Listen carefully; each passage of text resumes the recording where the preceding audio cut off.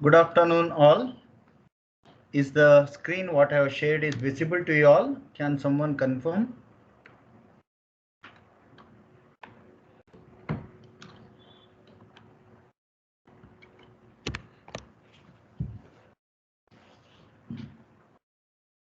Is it Yes, visible? Yeah. Okay. Thank you for the confirmation. So we'll begin our today's class. In our last class, we were discussing elaborately about various type of fatigue loads and the SN diagram. Finally, we have seen this particular diagram and we have understood that we can construct two different type of SN diagram. One is two slope model, other one is a three slope model. Okay, so you can clearly identify by looking into this particular diagram here, which is two slope and which is tri slope model. So obviously this is tri slope curve. Three slopes are possible at various locations, where here we have two slope curve and empirically we can provide expression, the mathematical expression for the curve. Graphically it is a curve. How you have circle of equation, equation for a circle, equation for a line, equation for various curves, Bezier curve, etc. Same way, the curve equation here for the SN diagram is given by Basquin. Okay, you can see the name here, Basquin equation. And the equation for tri-slope model in such particular case, we write here SNF is equal to small letter a and NF, that is number of cycles to failure. You have to read N as a number of cycle, F means number of cycle to failure, to the power B. Okay, small letter a, small letter b we are going to use. If it is a two slope model, then the equation given would be written as SNF is equal to capital A, capital letter A, and NF to the power capital B. So here capital letters and small letters only differentiate between the slope of the curve. Apart from that, the theory behind the equation is same. There is nothing difference, where you can see for a two slope model, the capital A is the stress, initial point stress, okay, at this particular location. So it could be the experimentally measured constant, or it could be in the absence of data. It can be the ultimate strength or the fracture strength. Now it has to be true fracture strength. We usually consider true fracture strength or stress here. Okay, in case of two slope model, and B being the slope of that particular curve. Okay, and you already have this here as endurance limit. You know this particular value, sigma E or SE. Okay. Similarly, for a two slope model, since we only talk with respect to high cycle fatigue, in case of three slope model here, you can observe the small letter a value is not the same. We are concerned about this particular cutoff point here in case of tri-slope model, and this particular parameter a, which is a ratio of endurance limit and the ultimate strength, that parameter we will make use here, and small letter b is the slope of this particular curve.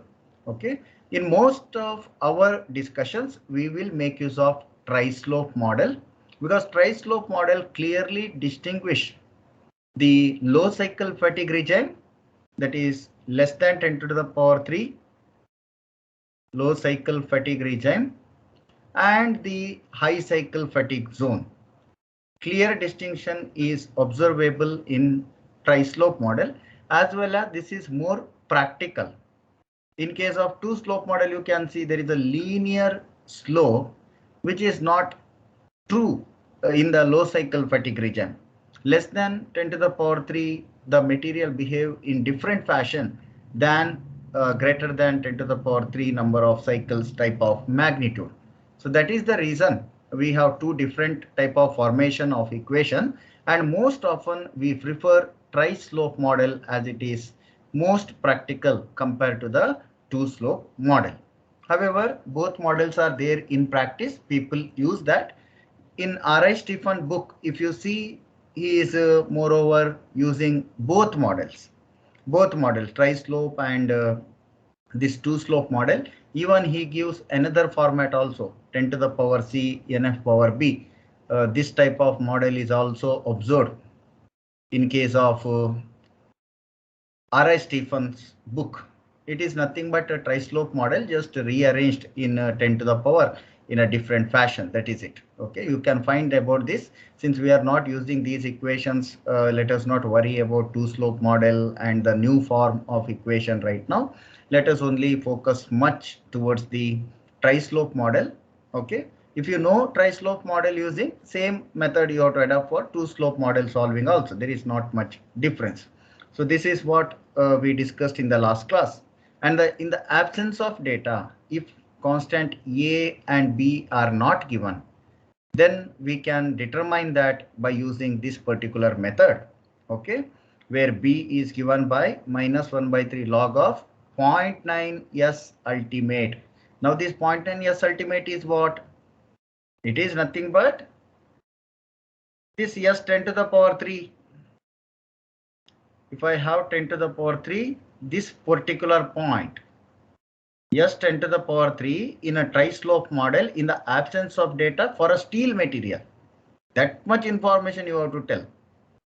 In the absence of data, S 10 to the power 3 to construct the empirical curve.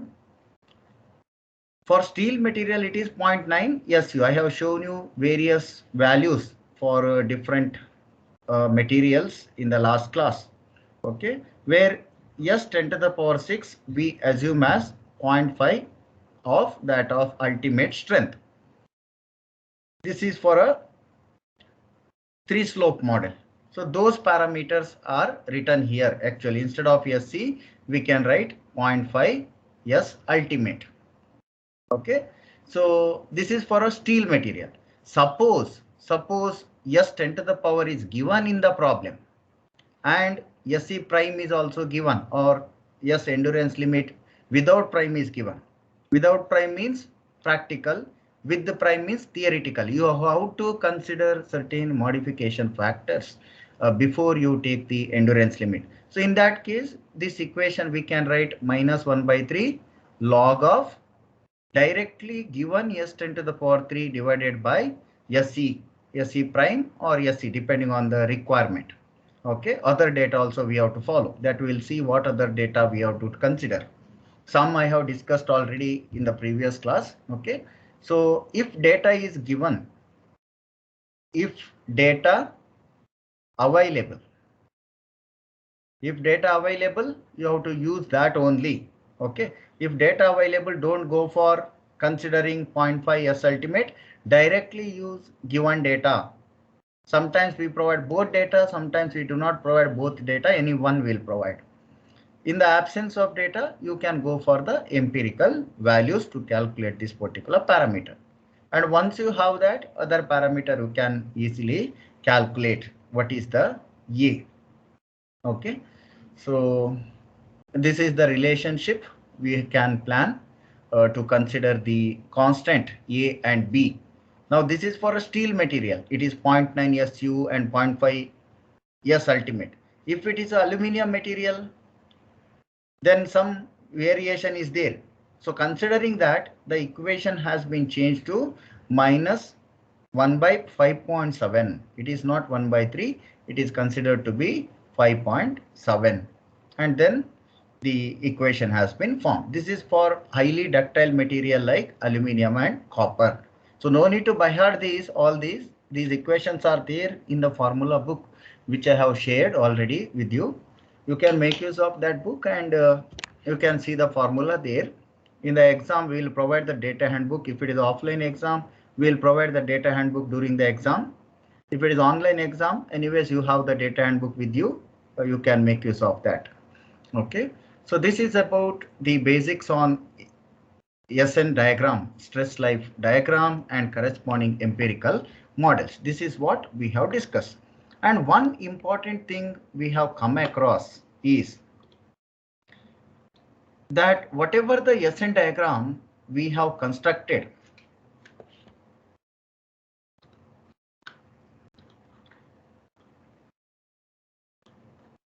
okay, it is still coming. 1 minute. I will unshare and reshare. Okay. Is it visible now? The screen which I reshared? Is it visible? So visible. Yeah. Okay. So now there is a question that whatever SN diagram we have constructed is for non-mean stress type of load, non-mean stress. Then what to do if the load is having some mean stress? I hope by our previous discussion you are aware what is mean stress, what is non-mean stress type of load. Okay. When we say completely reverse loading, it is non-zero, it is zero mean stress, no mean stress.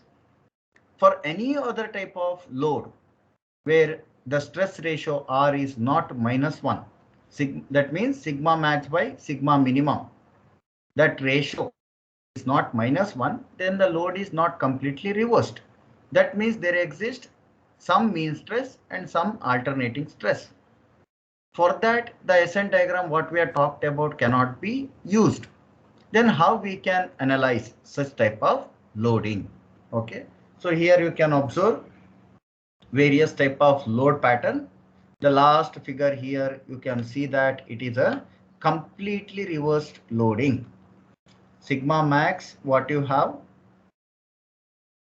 or S max, any one notation, either sigma or S. Okay, sigma max or S max. Similarly here, sigma minimum or S minimum. If you take this ratio, that is nothing but stress ratio, sigma max by sigma minimum. You can see the magnitude is same, only the value is reversed. For example, if you consider this as plus 50, this should be minus 50. In that case, you are going to receive the stress ratio -1. It is completely reverse loading. Now, how we will calculate stress amplitude sigma A?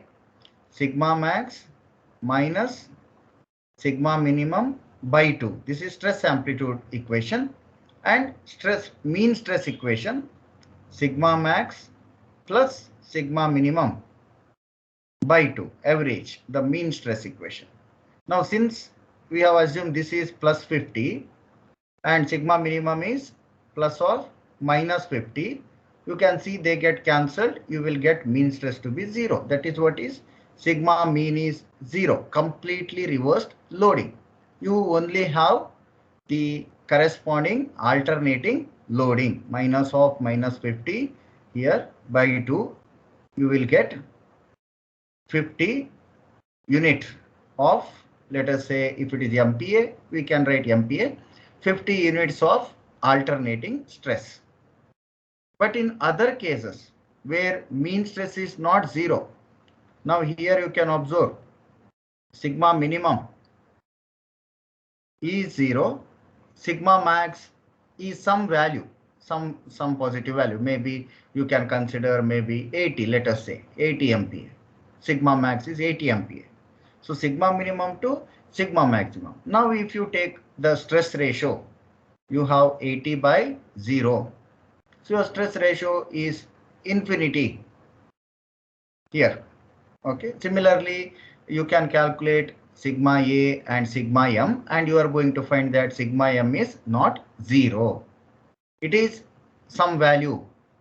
It is not completely reverse loading. Whenever you apply this type of load, the component experiences two type of loads. One is static because of the mean. Mean means that static effect is always there. Always there, that much of constant load, always the component experience over which alternating load is applied. Okay. So various load patterns possible. Here one more type is shown, tension, where sigma minimum is also some magnitude, maybe 50. The upper one you consider maybe sigma somewhere 120, for example, sigma max. So it's ratio. So like this. But most of the SN diagram, what we do is not for any mean type of loading. It is most generalized curve, and it is obtained for completely reverse loading. The last case, it is obtained for this SN diagram. Then how to relate that? How we can make use of that to predict the life of the component which is experiencing these above two cases of loading when there is a mean stress. Okay, so that is what we have to look. So the SN diagram, this diagram I have already shown you in the previous class also. Simple tri-slope model SN diagram, completely reversed loading pattern. Completely reversed loading pattern. Data is highly scattered. Then you are going to fit a curve. Now about this also we have talked about reliability. How much you want? What should be your failure percentage? You want 5% failure line or you want 95% failure line? Depend or the 50% median line. That is all left to the designer. Usually SN diagrams are given for 50% survival. Okay. Median line SN diagram we are going to construct usually. So this is that SN diagram, and these are all various parameters to characterize a fatigue load. All these equations are very important. Okay, please make a note of all these equations. Very important. These are all the basic equations which we expect. You should be aware after undergoing this fatigue course. You should not look for data handbook for this problem. It is there in data handbook, but these must be known. Okay, straightforward equations it is. Stress ratio. This is one of the important parameter which is often considered to characterize the fatigue load. Fatigue loads are characterized with R values. This we have discussed in the previous two classes when we discussed elaborately on various type of load patterns. Okay, and then important parameter is alternating stress and the mean stress. Okay, these three are highly important parameter which we have to straightforward make use in the prediction of life of a component which experiences non-zero mean stress loading. Non-zero means this mean stress is not equal to 0. The other parameters can also be used. Amplitude ratio, which is ratio of alternating stress by the mean stress. Okay, and stress range. Stress range is altogether total range of the stress what is applied, difference between sigma max minus the sigma minimum. Okay, so this is all various parameters which we use to classify a fatigue load. Depending on these values, you can understand what is the severity of a applied load. Now in general, we know that compressive mean stresses are better, but it comes with a clause, very important. I have highlighted this earlier in our chapter 1 discussion also. Compressive mean stresses are better if your application is tensile. If your application itself is compressive, then compressive mean stresses are not better, not good. Why then in general? In general, if it is said compression mean stress are good, then you have to say yes in general. Why yes? Because 90% of our engineering applications are tensile load based applications. And when we say fatigue failure, more than 90% of the cases, around 95% of the fatigue failures occur under tensile load conditions, not in compression load condition. Therefore, in general, by default, What is by default? Compressive mean stresses are good to improve the fatigue life. Okay, very important to understand. But remember, if the application itself is compressive, then we cannot say this statement. It is very important.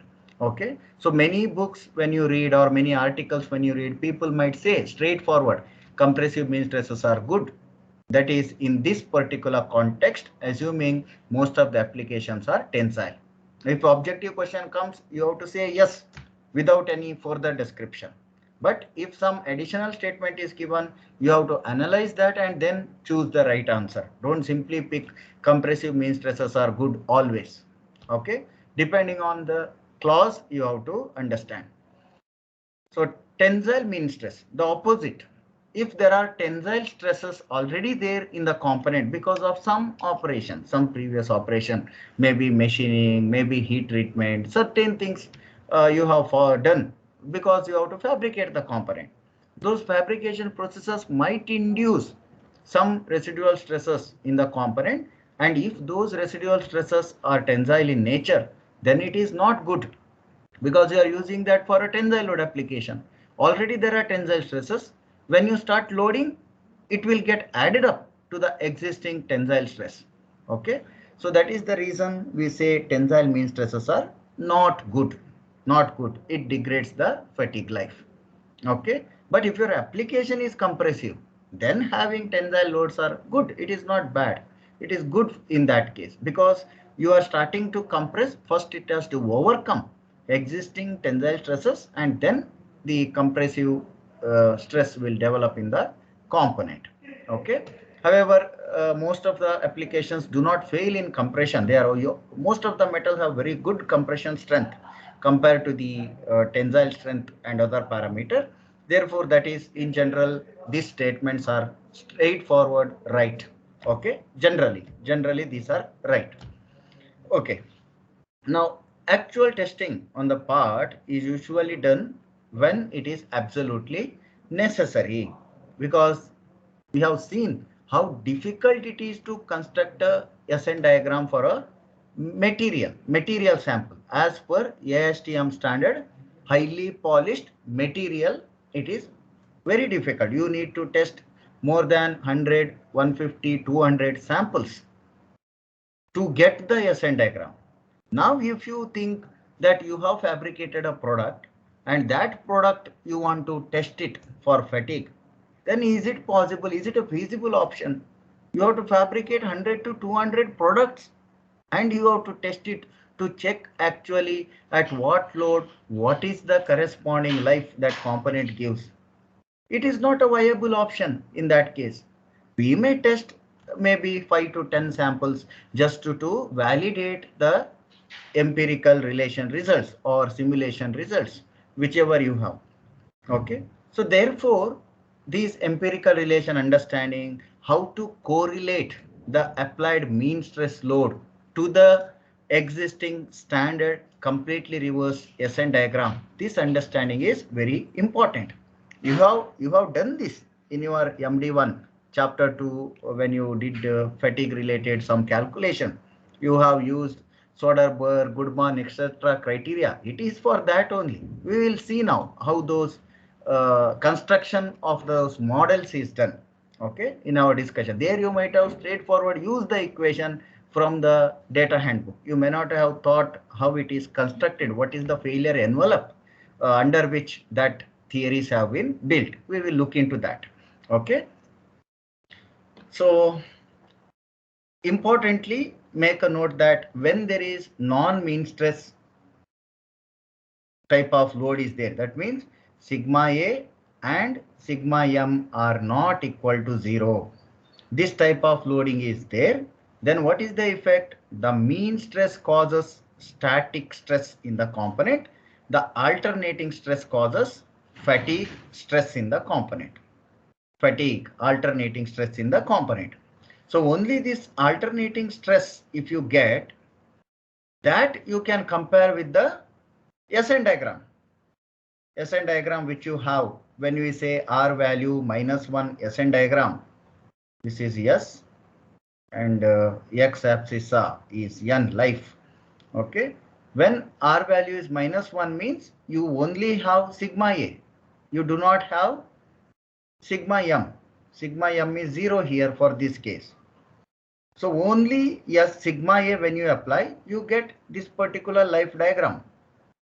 Now, if there is a mean stress, the component is already experiencing some static tension. For example, you have a component, test component, for example, let us model the specimen.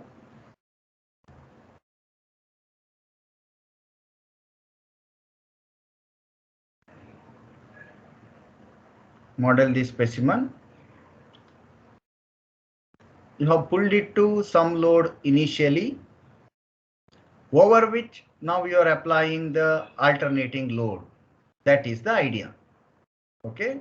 Now this is R -1. You are applying over and above. You have pulled it to some initial sigma naught, maybe let us say 50 MPa. You have already pulled the specimen statically, maybe one cycle, to up to it reaches 50 MPa stress, and then you are started to applying completely reverse loading. That is the meaning you get when you say sigma A and sigma M are not equal to 0. If sigma M is 0, then this static pulling is not there. Directly you are applying completely reverse loading. So in practical cases, nobody is intentionally want that pull it to some strength and then apply fatigue.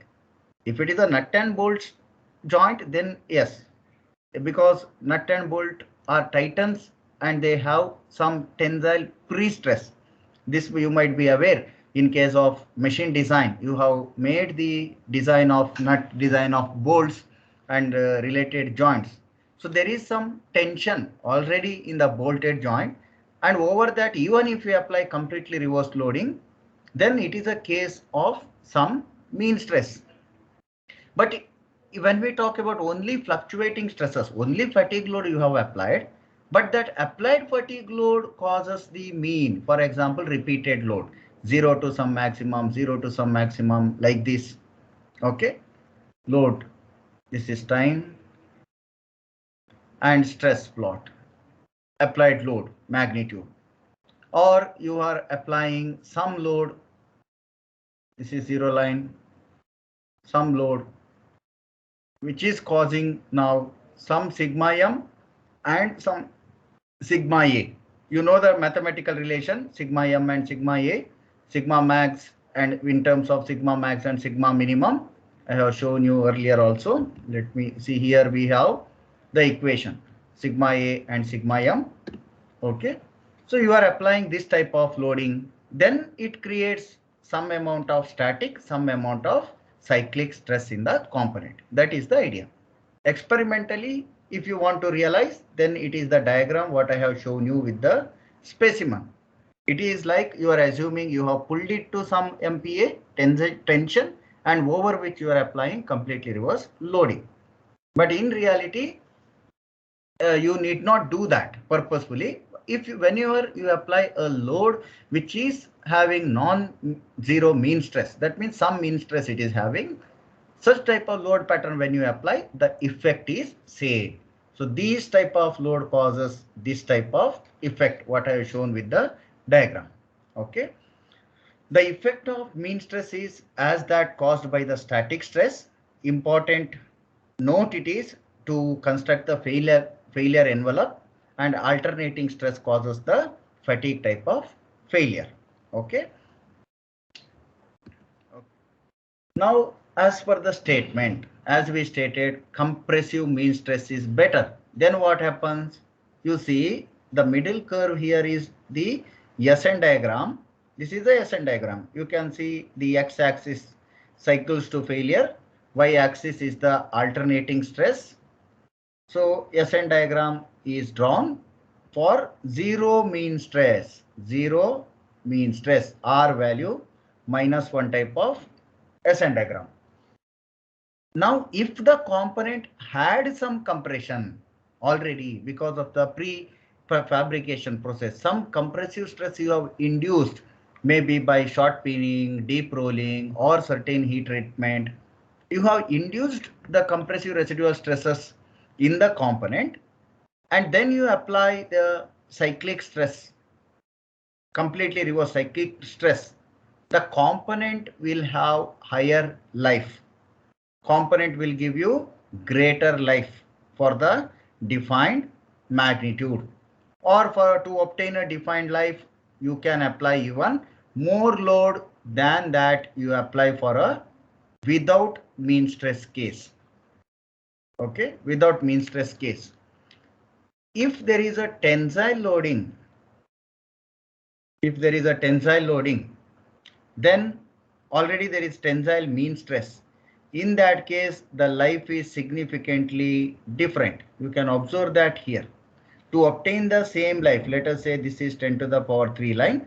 To obtain the same 10 to the power 3 number of life cycles, if the component which you have designed is having tensile mean stress, then you can apply only sigma A3, let us say, maybe for example 50 MPa. If you have a component in a stress-free state, you can apply sigma A2 is, let us say, 100 MPa. And if the component you are using under fatigue load is already having compressive mean stress, then you can say U sigma 1 is equal to 150 MPa. So what does this mean? If you have compressive residual stresses, then you can apply 150 MPa of alternating stress to get the same life. But if in the component there are no compressive residual stresses, not even tensile stresses, in that case, to get the same life, you have to operate the component at bit lower load, lesser load. And if there are tensile residual stresses in the component, then that load limitation further comes down. You can only apply 50 MPa load, for example, on the component to get the same life. Same way you check for any other value to obtain a particular life, or at a defined stress value, how much life you get, how much life you can get. That also you may verify. Okay. So this is the influence of mean stress on the real behavior. So what we have in general, the SN diagram without mean stresses. We have this chart of the material diagram. We have this.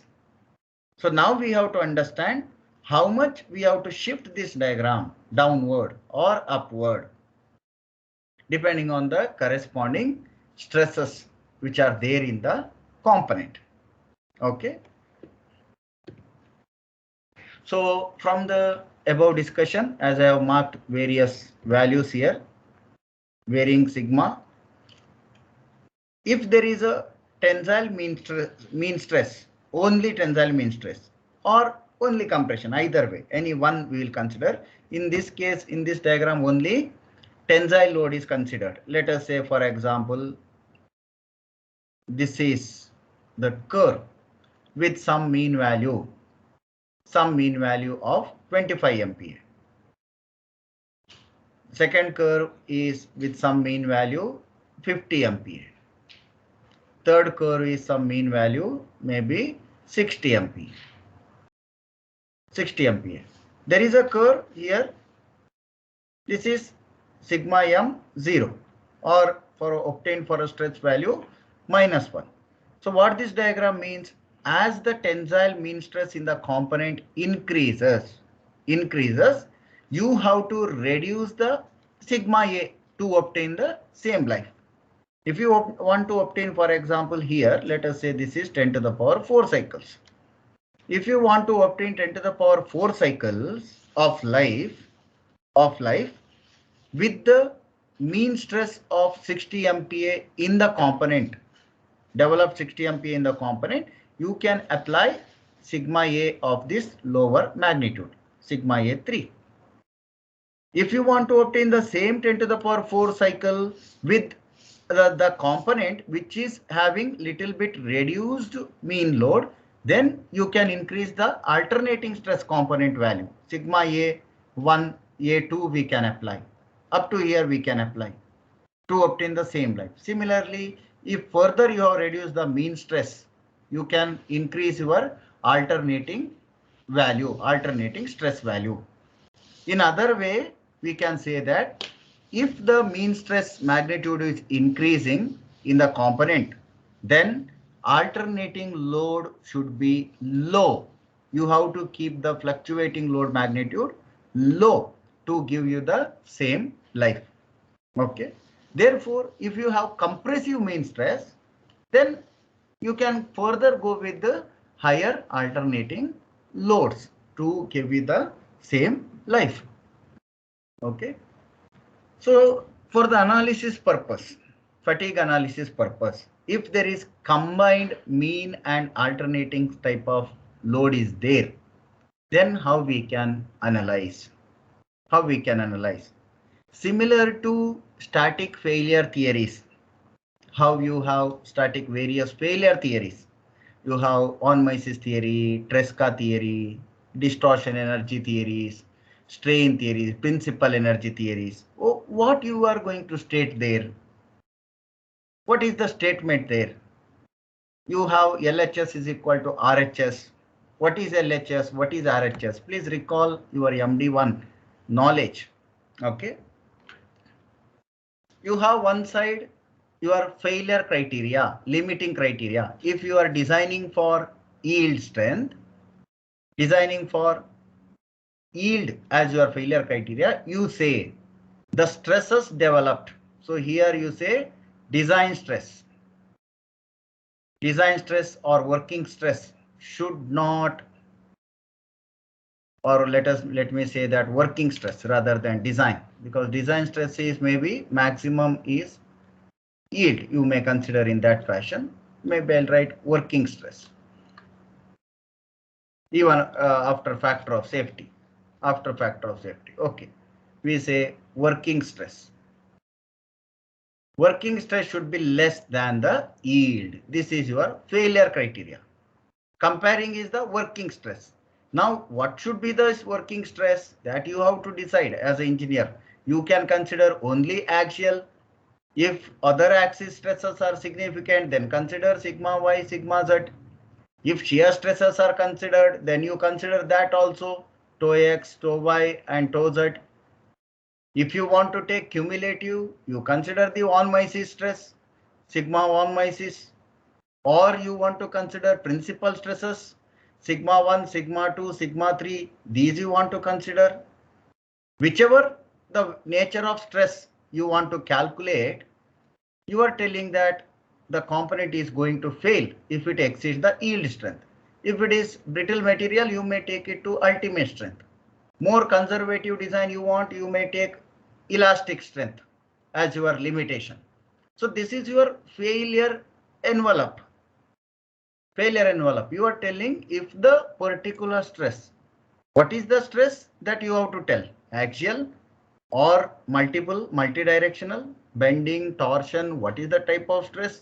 Whether you want cumulative, principal stress, or whichever you want to compute and then compare with the material strength ultimately.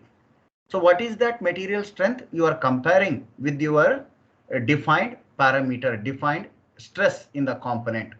This is your failure envelope for a static case.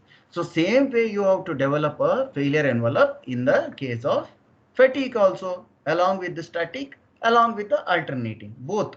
You have sigma m, which causes the static effect. You say when the sigma m is less than yield, then it do not fail under mean stress.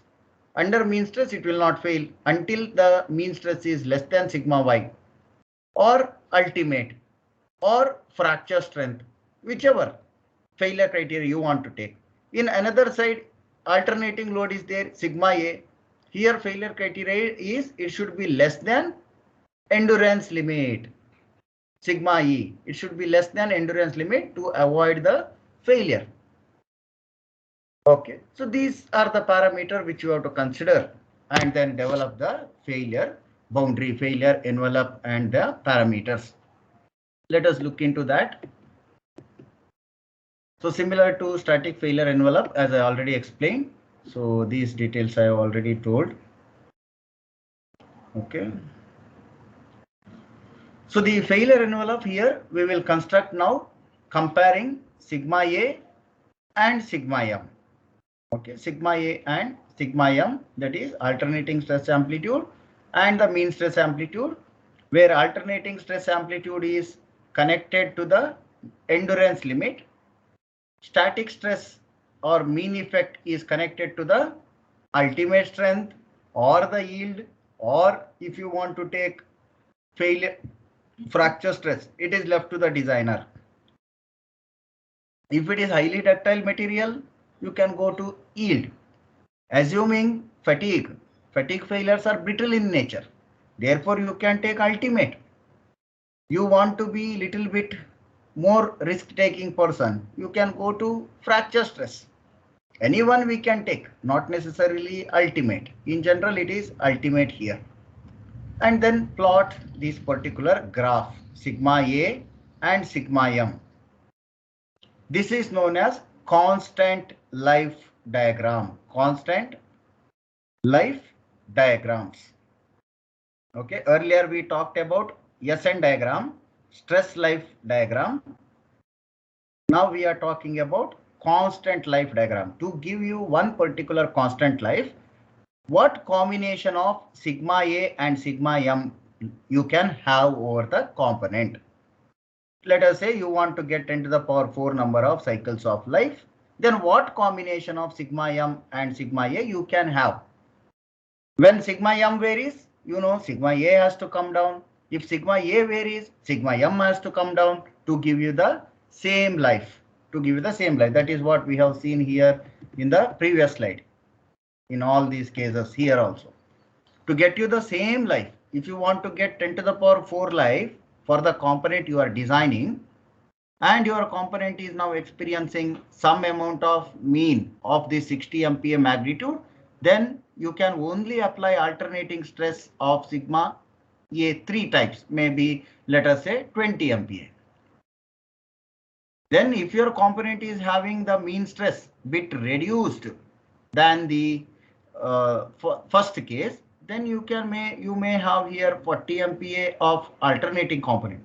So what is that ratio you have to maintain between the two, sigma A and sigma m?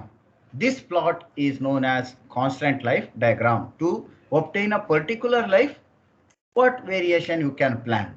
That is what is constant life diagram. SN diagrams give you for a defined alternating load. This is the life. For a defined alternating load, some particular life you will get. Okay.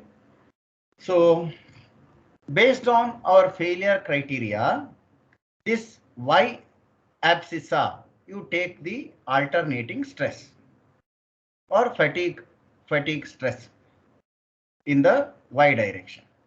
In the X direction, you consider static stress. Static stress is nothing but sigma m here.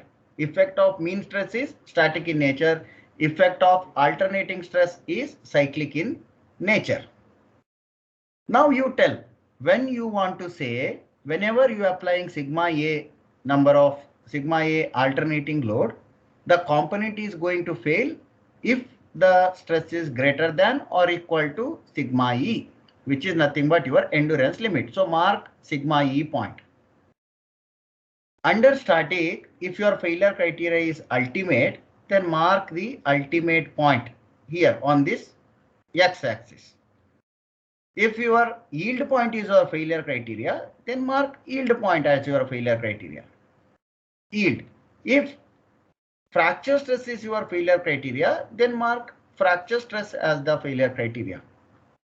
True fracture stress here, if it is for a ductile material, engineering fracture stress, then it comes inside of the ultimate. It is lesser than the ultimate.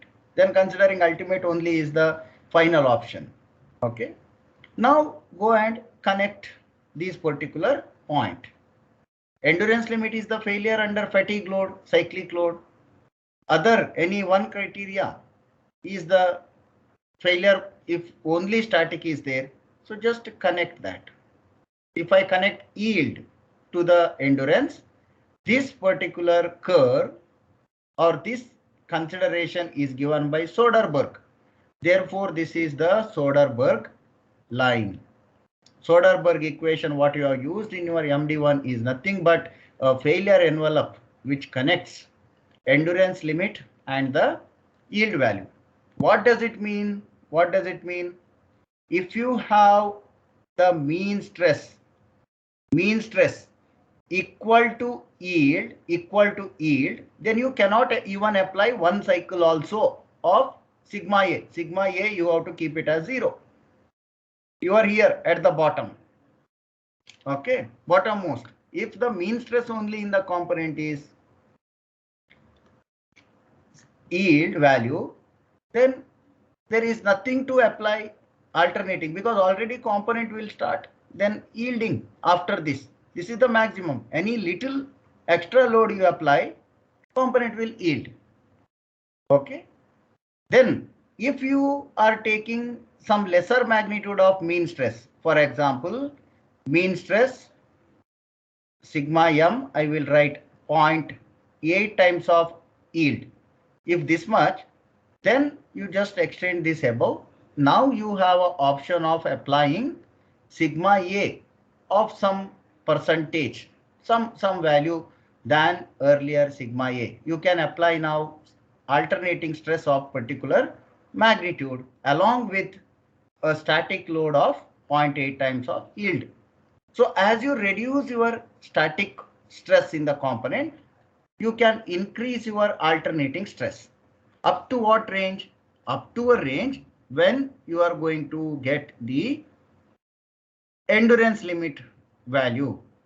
Endurance limit value. Once you reach to the endurance limit value for sigma A, then you cannot apply any value with the mean stress. You know, do not have the option. Already component will going to fail if you increase the stress from here. Any combination of mean stress will create more stress which cannot be sustained by the component. So this SC to the yield line itself is Soderberg, whereas the other one, if you are considered ultimate, then this is nothing but the Goodman curve. This is what is Goodman diagram, Goodman curve, constant life diagram it is. Okay. So anything falls inside this particular boundary, as I have shown you here, any combination of mean stress and alternating stress inside this given boundary is going to give you the safe life. Component will not fail at all. Anything in this particular zone, any combination of sigma A, sigma m, if your criteria is Soderberg, then within this zone. If your criteria is Goodman, then also the remaining zone. This phase also will add up. Okay. So within this, any combination of mean and alternating you are going to use, you are going to get your structure to be safe.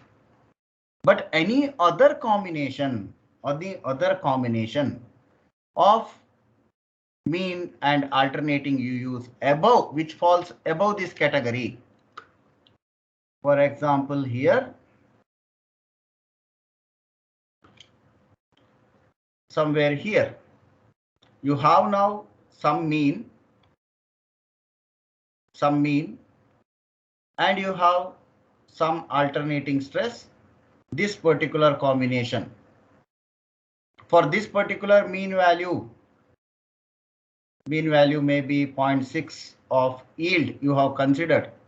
You have been restricted by here. You can only apply alternating stress up to this boundary. But now you are applying alternating stress greater than that boundary. That means your component is not going to survive for the 10 to the power 6 cycles. You are crossing that boundary. Then how much cycle? That we can calculate by making use of Baskin equation or comparing with the SN diagram. Okay. So this is diagram here. Already I have explained the first diagram showing various type of stresses, effect of mean stress.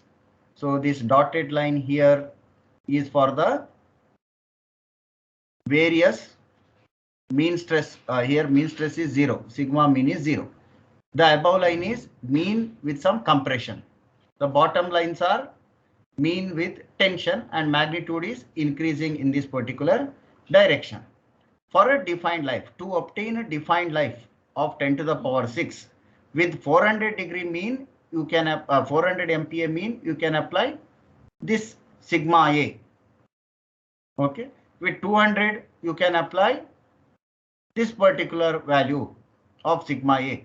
So like this, if you want to get bit longer life, then you want to reduce the alternating stress over the component. You connect these points, this diagram.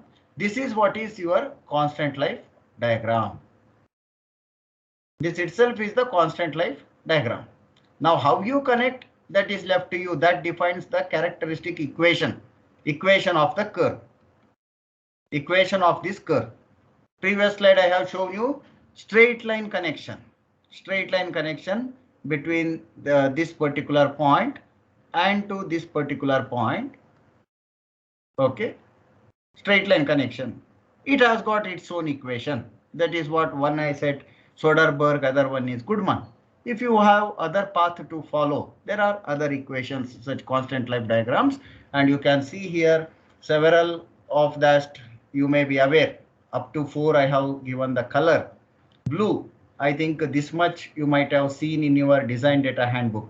Old design data handbook had only 2. If you have new design data handbook of MD1, you might get Gerbers and Morrow also included in the book, but these remaining 3 are not there, were not there in your MD1 design data handbook itself. Okay, there are various possibilities. I'll show you that diagram straightforward here.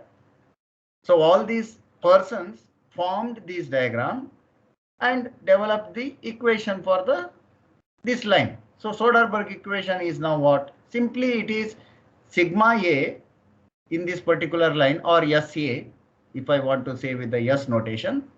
SA, when alternating stress exceeds the endurance limit, it is a failure. Therefore, I'll divide that with SE.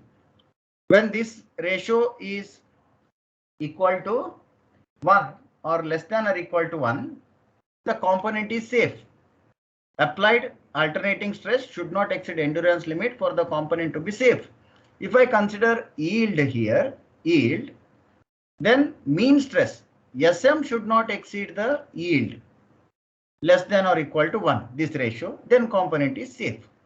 Now when I consider together mean and the alternating together type of loading, then SA divided by SE plus SM divided by SY should not exceed less than or equal to 1, or let us say 1, maximum limit equal to 1 for failure not to happen.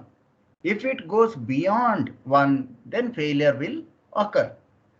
Now it is left to you what value you want to consider here and here when you are constructing this equation. 2, right? The RHS should be 2. Pardon? Shouldn't the RHS be 2? No, all together. It is a combination. No, SM should not give you 1. This is individually. This is only static. Oh, okay. This is only fatigue. If there are no static at all, only fatigue. That means if there is no static at all, what is the meaning? This is 0. Yes, I understand. Okay, that is the meaning. This is 0, no static at all. Then it is 1. But if there is static and cyclic both together, then it is not 2. You should not arithmetically add that 1 plus 1. It is not 1 plus 1. It is together. Together it should not give you that much damage. It should be less than that. If you want to further consider factor of safety, then divide by n. You will get further below less than 1. Factor of safety value, that much you have to restrict, less than that. How much factor of safety you want to consider depending on that. Therefore, in your design data handbook, you might have the equation n into SA by SE plus n into SM by SY or S ultimate if it is a Goodman criteria. This much equal to 1. So this n is nothing but factor of safety which will come and act as a denominator here. Okay. So Goodman is SU. You can observe here S ultimate here it is shown as a Goodman line, Goodman criteria. Now, if you connect that with the curve, a quadratic curve, this is quadratic curve, which is Gerber line, connecting the same point as connected by Goodman, but the failure envelope is taken elliptical path, second order curve, that is Gerber. So equation SA by SE plus SM by S ultimate, it is a quadratic curve here, therefore here it is square and 1. This is what is Gerber criteria. Same way, ASME elliptical criteria, yield line criteria, all other what is listed here, Morrow criteria, which connects with the true fracture strength. This connect with the fracture strength, that is it. So depending on the failure envelope, we are writing this equation. These are the equation you used in from your MD1 data handbook. When the load is not fully reversed, you had some mean value and there is some alternating load. The meaning, when you say there is no mean value, you need not consider this equation only. That is not required at all. Only when you have some mean loading, which is caused because of the applied realistic fatigue load, some mean, some alternating, then these equations should be considered. If there is no static effect on the material, then you need not consider at all. This equation means the static component is 0. This part itself is 0 in all the equation. No mean. Then you consider or do not consider, it is having meaningless term, okay, in the equation. Okay. So here you can see all those several models what I have shown. Okay, you have Soderberg, you have Goodman, you have Gerber, you have ASME elliptical curve, similar to Gerber, but connected to the yield. Gerber is connected to the ultimate. Now, experimentally, most of the experimental data is observed to be fitting in the Goodman and Gerber line. Okay, most of the experimental data is observed to be falling in this particular envelope. Therefore, if you look outside, if you try to search most of the papers or related fatigue, etc., people either use Goodman criteria, okay, whether it is with the modified factor or not, either with the modified factor or directly, or modified factor because of this reason. It is the most critical boundary, you know, at the lower level. You want some confidence inside. Therefore, you may modify that Goodman criteria, or you may use it in the basic version. And Gerber, which is the upper line, as it is found in the practical cases. People use either of these. And what is found further is, if it is a ductile material, then whatever the data you get is more closer to the Gerber line. Therefore, we can use Gerber criteria. If it is a brittle material, you can use Goodman line. Okay, this is one of the basic understanding to select the mean stress correction criteria. Soderberg criteria is most conservative. You can see most conservative. Practically, most of the failures are observed between these two range. If you consider Soderberg, whatever you get is most conservative approach. The component may not even fail. You may not even utilize the full strength of the material in your design if you consider the Soderberg line. If you want to be too conservative, you consider Soderberg. Okay. If it is a ductile material, it is recommended that you can use Gerber. If it is a brittle, it is recommended you can use Goodman. Therefore, most of the literature you find where you can see fatigue related calculation with mean stress type of loading, then people use either Goodman or Gerber. Randomly or very rarely Soderberg line is used. Okay, and other criteria are bit newly developed. Therefore, its usage is also limited. Okay, most often you find Goodman or Gerber. Here there is an equation what I have shown you, and the development of these theories you can observe somewhere around 1899, 1874. few earliest developed models, and then Soderberg in 1930, Morrow criteria 1960s. Okay, so these corresponding equations have been shown. Morrow criteria connects to the fracture point. You can see here. Equation for a line D. You can observe this fracture. Goodman and Gerber both are with ultimate, but the path followed are different for the curves, where Soderberg connects with the yield. Okay, so that is the difference. These equations are already there in your formula book. No need to by heart, but if you understand this concept, this diagram, where to it is connected, which point to which point, this is nothing but the failure envelope. When you want to say a component is going to fail under that particular load, so that point you just put it up for the corresponding value, corresponding parameter. If it is alternating load, then it is a endurance limit. If it is a static load, then yield, ultimate, or the fracture. Just that is your equation. Okay. These are all same. This is shown in the term of factor of safety. That is it. The same equation. N indicates the factor of safety. Either we can show N here, or you can cut this N. Sometimes you will find here also in certain equation. That doesn't matter. You have to just understand it is the factor of safety. Okay. I think in design data handbook you had in this form with factor of safety. Okay. In general, equations are shown in this particular fashion. So this is about the equations which we have to make use if at all we are using the load which is non-mean zero type. There is some mean stress along with alternating load. If you are using that, then we have to make use of these equations mandatorily. Okay. Other things related to that are we will see when we solve the problem. You will understand how to use these theories and all. So these how to use and all we'll discuss along with the problem itself. How we can use which parameter. It is quite simple. So this is about the background theory on how to analyze the load with some mean stress. Okay.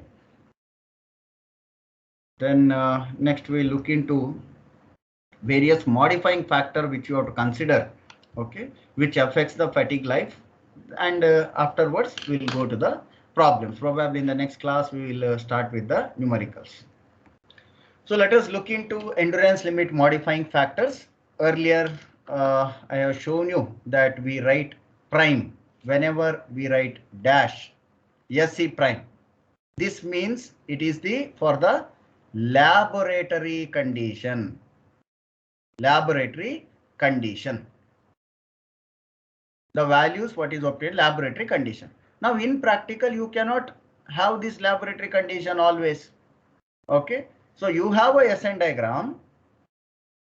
You have a SN diagram, cycles to failure and alternating stress amplitude, maybe 10 to the power 3, maybe 10 to the power 6. Somewhere here you have endurance limit. Okay, so you have SC prime, let us say, and you have here S10 to the power 3. Now, depending on various factors as we have discussed, already you know some factors. For example, the effect of mean stress. Already we have heard about mean stress. What you have seen? This curve, because of the mean stress, is shifting downward. This curve is shifting in this particular direction. Same way, if you apply certain modification factor to the SC. Now, what are the laboratory conditions? First, to make you aware about laboratory condition, specimen size. Correct, no? Size of the specimen is one issue. Testing specimen, you are preparing as per ASTM standard. What it says accordingly, that particular size. Then you are making shape. Then you are creating surface finish. Surface finish of particular grade. Laboratory specimens should have mirror finished surface. That means highly polished surface we are taking to the laboratory. Then other parameters like type of load. This also we have discussed in the last class. We have pure bending, we have the axial, we have the torsion. Correct, no? Then you have nature of load with or without mean. With or without mean. Okay. In laboratory, mostly we will do without mean stress, standard SN diagram. Now about this, from our previous class, we have already discussed how to add with or without mean stress. We discussed today. The other things of the constructing SN diagram we have discussed in the previous class. Today also we will see about the same. I will not explain much, just I will show you so that you can recall what we did in the last class about bending, axial and torsion. Then several other parameters like temperature, the frequency, what you apply, the ambient conditions, corrosion and other.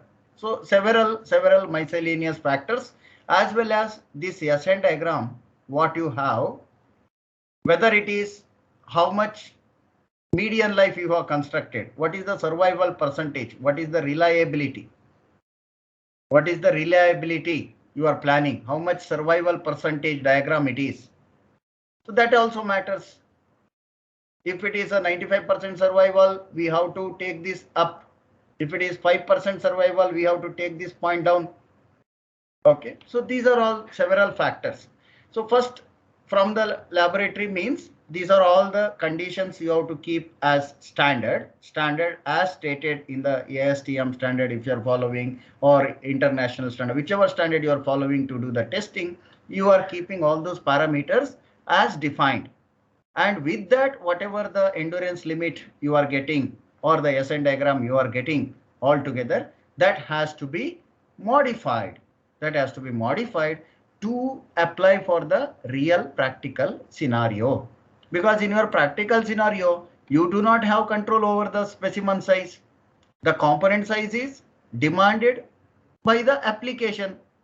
It is restricted by the application. You do not have the control to change the component size unless and until the entire machinery you are going to change.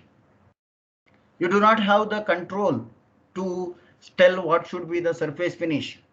Certain component may not be possible to achieve the desirable surface finish, or it may be too costly. When you suggest the surface finish of a particular level, it may be too costly to achieve that, and that component price may go up. Okay, so there are several such factors.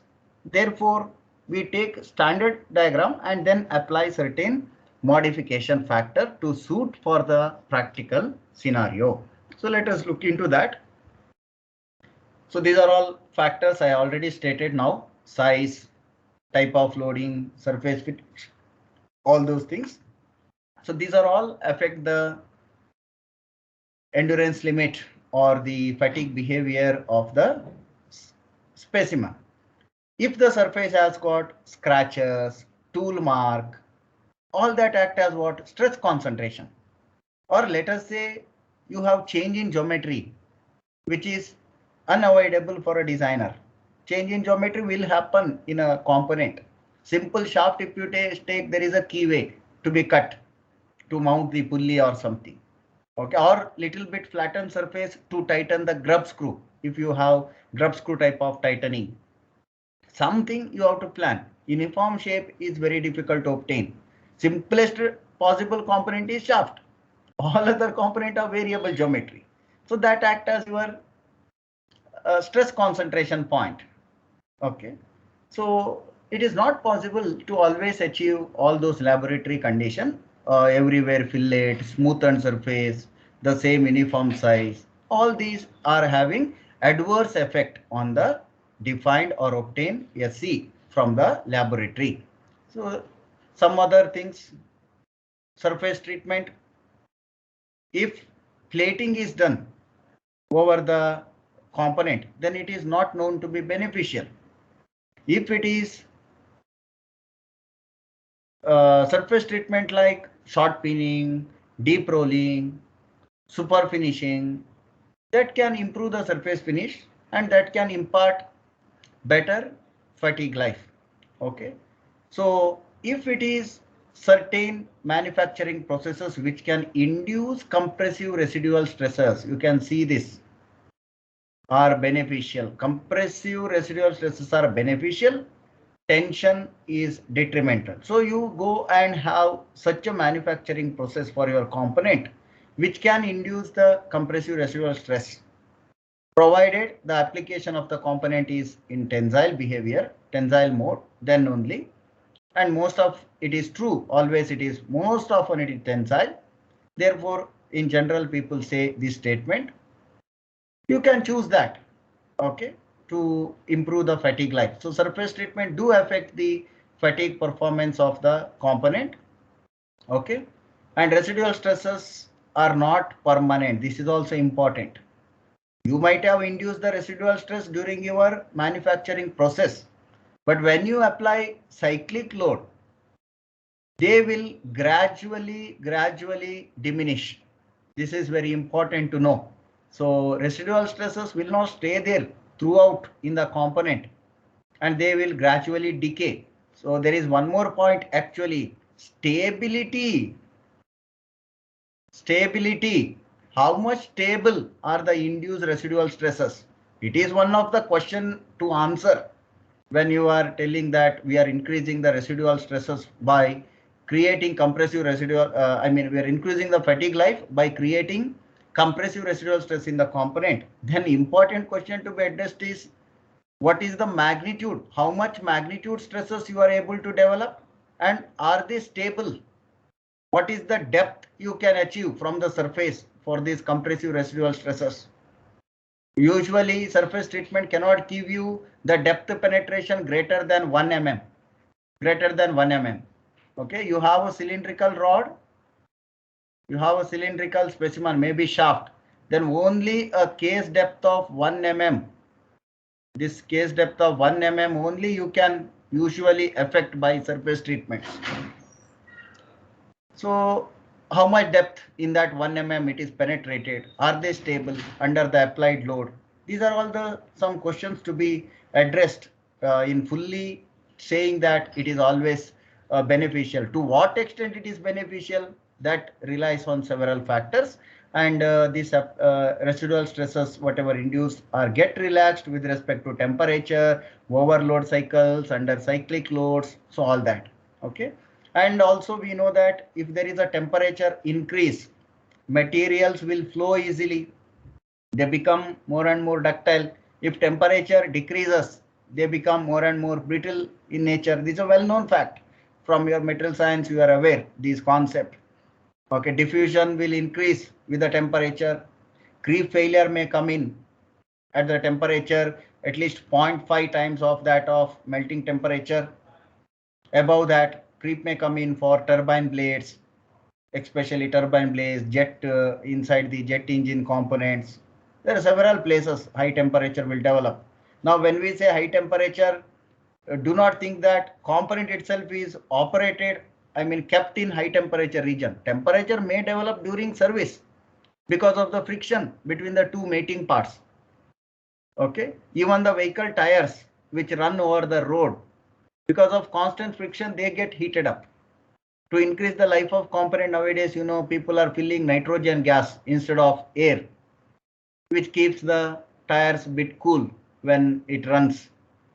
So there are various concepts to control the temperature also, but temperature effect is one of the severe thing that affects the fatigue life, what you have determined in the laboratory. Laboratory, it is STP, standard room temperature and pressure, standard temperature of 25 degrees C or 30 degrees C maximum, let us take. Do you expect your component also to work at the same temperature? Even two mating gears will not operate at 25 degrees centigrade. Simple, you have kept it in open environment, that also will not operate. They will get heated up. So temperature here, when it is means, it doesn't mean that you are kept your component itself functioning in the high temperature zone like cryogenic engines, cryo components, or the steam turbines. There by default temperature is high because of the other processes, but even other places, in the design, even other places, we must think about temperature which develops because of the operating condition, friction between the two mating parts. So these are all few things. Environment, if corrosive environment is there, which is detrimental, corrosive environment corrodes the surface, creates stress concentration or pitting over the surface, and crack will easily initiate. We want to avoid crack initiation as far as possible. Then corrosion is one of the issue. Debris, wearing components, certain maybe because of rubbing action, metal powder comes out and that rubs and creates scratches over the surface, dust. All those environmental component will also reduce the fatigue life. So these are all the factors which affects the endurance limit, and appropriately we have to consider some factor, like how we are considering factor of safety. We have to consider some factor here for all these components. So therefore, the final endurance limit must be reduced by all these factors. So this is the laboratory lab SC prime must be reduced to the real life condition by considering various factors: surface factor, size factor, load factor, temperature factor, miscellaneous factor. You can consider several others. And in this section, I am not discussing today about the notch. Notch is one more severe term to be considered. Stress concentration, KF, fatigue stress concentration. We are not talking about today. We will see this at some later stage. Okay. So this is one more factor to be considered, notch factor. Okay. Or in the absence of fatigue, we may even say KT. Or if you know KT, we can calculate fatigue notch concentration factor. These relations will take up later, not in today or after the few numerical will solve. You get used to the basic theory which you are aware from your MD1. Same procedure here also we are using. After that, we'll talk elaborately on the notch related factors. But that is also one factor you keep in mind which affects the fatigue life. Okay, let us look into how much value to consider for these factors. Now we are aware that we have to consider these factors. Now, how much to consider? Can I take 10 or can I take 0.1? This is a question now. Now here your understanding is required. Here comes the knowledge. How much to consider? Now this depends on several experimental data. You have to look for the literature. You have to look for people's work and then create a database where you can look and check and obtain a particular value. For steel material, for some processes, it is there in the open domain. And as I was highlighting in earlier classes, most of the data is not available in open domain. For all the cases, specific fabrication processes and all data not available. General purpose common data available. From there we will pick up the values. Okay, that is how we'll design. We will count that. We'll directly go there. This is okay already. We'll go here. Okay. So surface roughness. Rough surfaces, because of various reasons, surface scratches, they are all act as a crack initiation sites. So smoother the surface finish, it is better. Okay. Therefore, some factor you consider depending on what is the surface finish you have on the component you are designing. If it is mirror polished, super finished surface you are suggesting for your component, then you take this factor to be 1. So here it is said C or K, whichever you want. Ka, first factor you can refer for surface finish factor. And it doesn't matter here in this which factor you consider where. You say this has size and you say this has surface. The A, B, C is not important, but you consider all these factors that is what is important. Okay. Whenever we say here it is written Ka for surface, it does not mean that always you consider this Ka only. You consider anywhere, but keep in mind that you have to consider this. That is what is the important understanding you should have. Okay, so sometimes people quote with the C notation, sometimes K notation. Okay, anyone you follow, notation doesn't mean here anything. Importantly, you must understand there are some factors to be considered. Okay, and this factor, if it is a mirror polished, you consider it has to be 1. That is our standard laboratory. Even your product is also, what you are designing is having the same surface finish as that of the laboratory, then no issues. Same property of the lab you can consider as far as surface finish is concerned. Okay. So therefore it is shown here explanatory symbol. Okay, highly hypothetical, cannot be realized in practical cases. Same laboratory condition. Okay. So by default, we might have some surface scratches, surface texture of the material. Now certain material have their own texture. No matter how much you are polishing, it retains its texture. So these things, residual stresses from finishing operations. Now, when you cannot calculate the residual stresses, no need to worry. What you see is, you see the finishing operation conducted. What is written here above? Which finishing operation? If it is plating, now it is going to decrease the surface. So you look for the surface. What is there on the surface? If it is plated, plating is not known to increase the fatigue life. Whereas short peening, or let us say deep rolling, these are known to increase the fatigue life. You look for the finishing process which is carried out over the component or what you want to suggest. Depending on that, you can calculate the surface factor, how much you want to take up. If it is plating, though I have a mirror finished surface, I cannot take surface factor as 1. Plating will reduce the fatigue life, decrease. Plating means you are providing one coating over the surface, which alters the basic surface property. Surface integrity is a question here. Surface integrity. Okay. The interaction between the layers, the boundary layers of the plated material and the base material. That at that location there is stress concentration, continuous jugglery between the two materials. Therefore, it reduces the fatigue life. Okay.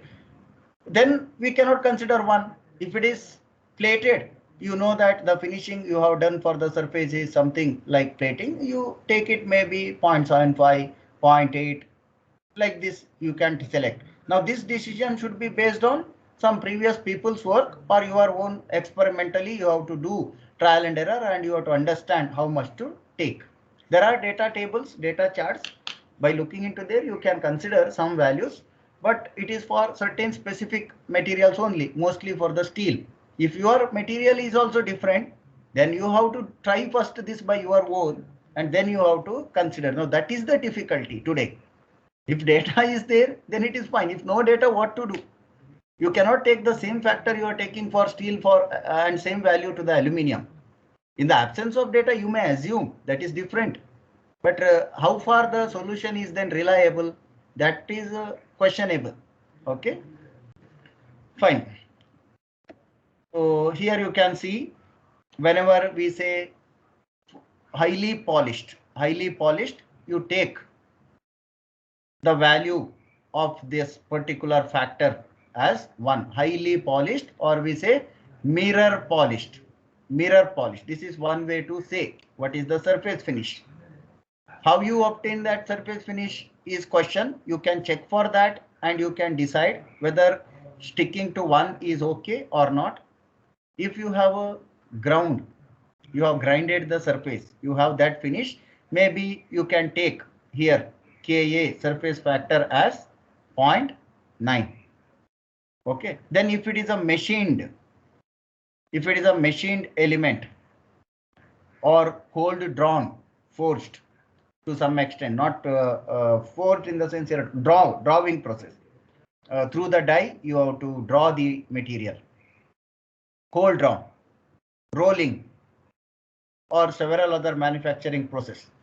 Depending on the ultimate strength of the material, this chart gives you according to ultimate strength of the material. Depending on that, you consider the particular These are non-dimensional parameters. You have to multiply to the actual values and you have to determine, depending on the ultimate strength of the material, take that. If the ultimate strength of the material is somewhere coming out to be this particular factor, then and the component is created by hot rolled, take this as your surface finish, somewhere around 0.58 maybe could be the surface finish factor. So like these charts are there, we can look into these type of charts and we can obtain the particular value. Okay, this is one method. Then tables are available. Okay, and from there also we can determine. You have an empirical equation also. So whatever you can see here, this is an empirical equation, and this equation is mostly for steel. Okay, from the book Shigley. So Shigley is one of the well-known book for, if you are a designer, definitely you will come across this author, Shigley, especially for the mechanics related equations and all. If you want to take this Shigley book are there in our library also, it is there. I don't know whether you referred for your machine design this book or not, but it is one of the good book. This author has got books on several verticals related to design, including the equations, data books, and several others. You can look into that. So one empirical relation is there. Now this empirical relation is mostly obtained by the steel data, steel material data. Okay. So how much to consider here? Kf is nothing but Ka, you may assume. Okay. To avoid confusion between this F and here, Ka, which is nothing but the surface factor, surface finish factor. Surface finish factor. So you identify this as a surface finish factor.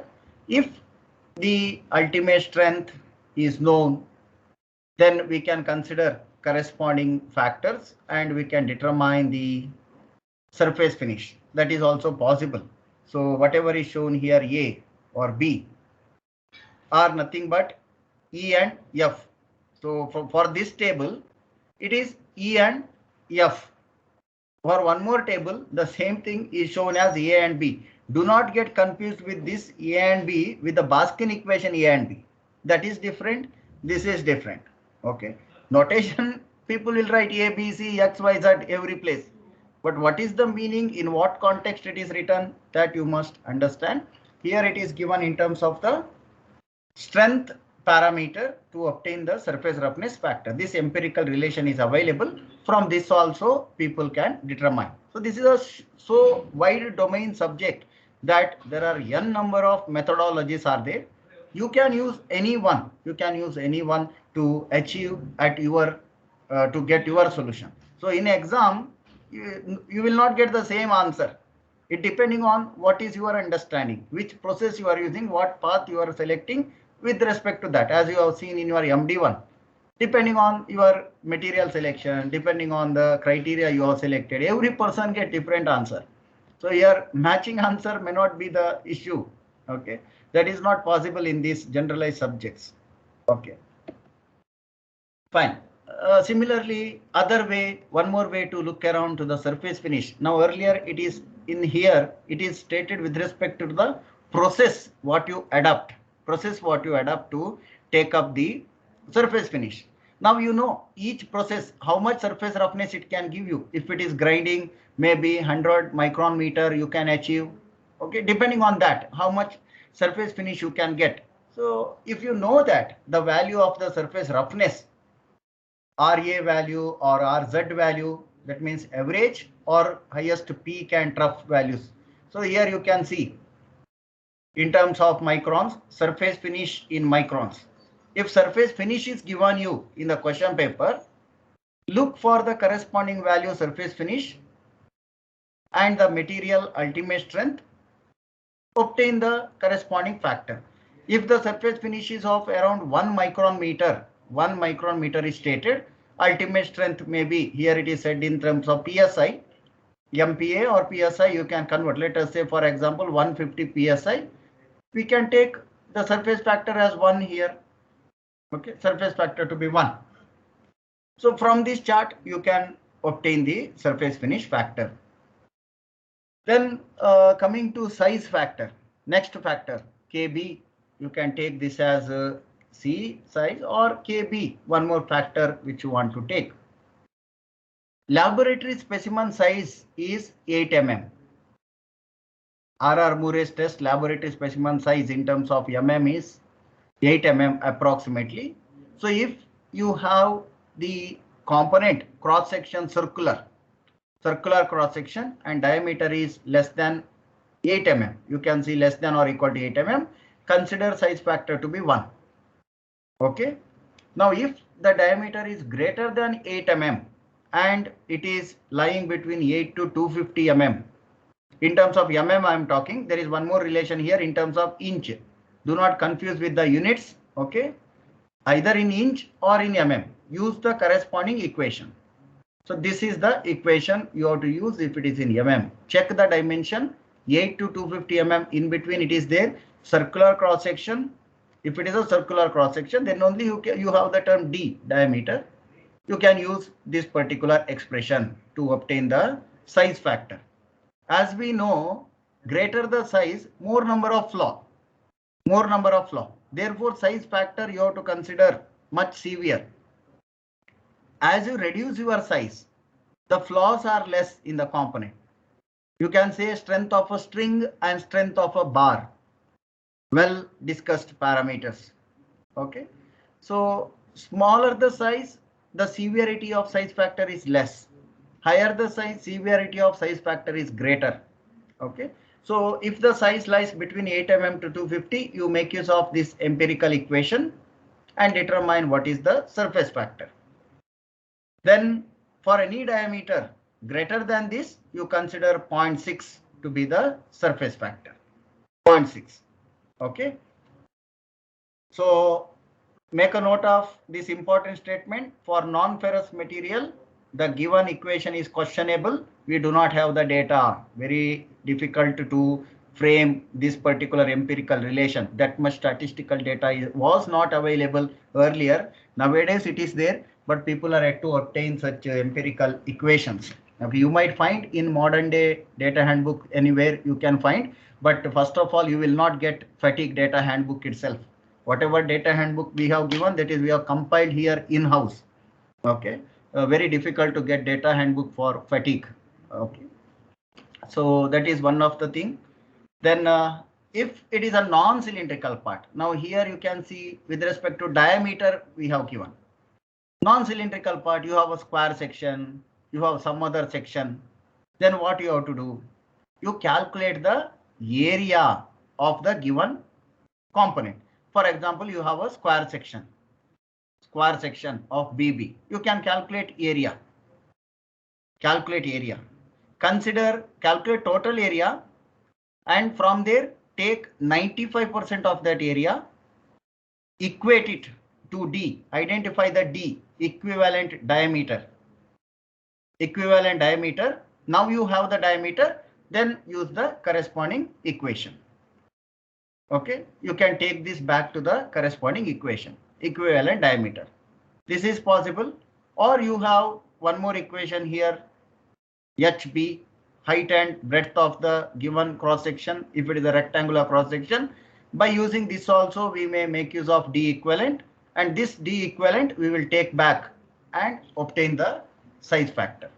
Okay, these are all empirical relation. There is no clear cut hard and fast rule that we how to use the same. There are n number of models. Every person will come out. Each researcher has published various approaches. Depending on your question, your objective, you have to select the best possible. In industry, nobody will come and tell you use this, use that. You as a designer, you should take the decision which one to choose and why. Which one and why, which is the most suitable for your cause. You must tell that this is the most suitable for your given task. Okay, that is what is designer's decision. Decisions are important from the designer. Or you take all three. That is why design is so complex. You take all three, calculate and see which gives you the best result. Then take on that. So there is lot of trial and error comes, but Okay, so these are all certain things. Other parameter, I think it's already time. We will take on the next class maybe. Okay, this I have already set. Okay, this we have discussed in the last class itself.